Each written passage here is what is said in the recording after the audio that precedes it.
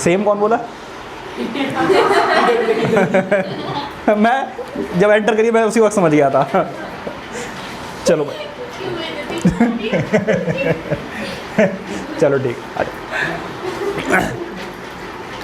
बस बस बस।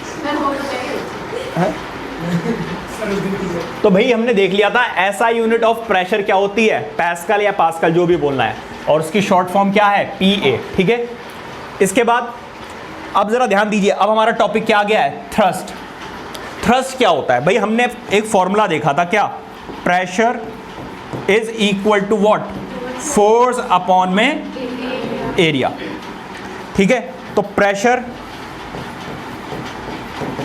फोर्स की जगह क्या बदल जाएगा, थ्रस्ट। तो फॉर्मूला तो बिल्कुल सेम है, लेकिन what is the difference between force and thrust वो हमें समझना है। ठीक है, जरा ध्यान दीजिएगा। Force acting on a body perpendicularly to its surface is called thrust. भाई एक बात बताओ, इस डिजिटल पैनल पे मैं फोर्स तो इधर से भी लगा सकता हूं ना, ऐसे साइड से, ये क्या है, फोर्स।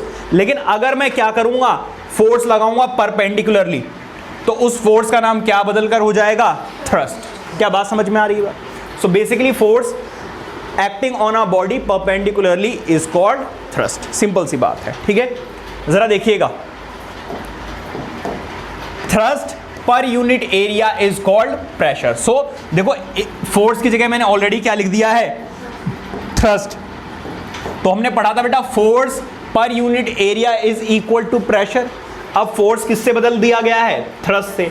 तो डेफिनेशन क्या हो गई प्रेशर की, thrust per unit area, thrust per unit area is called pressure. Are you getting my point? तो भाई फोर्स और थ्रस्ट में क्या डिफरेंस है, फोर्स जरूरी नहीं है कि परपेंडिकुलरली ही लगे, बट थ्रस्ट हमेशा कैसे लगेगा, परपेंडिकुलरली। क्या बात समझ में आ रही है?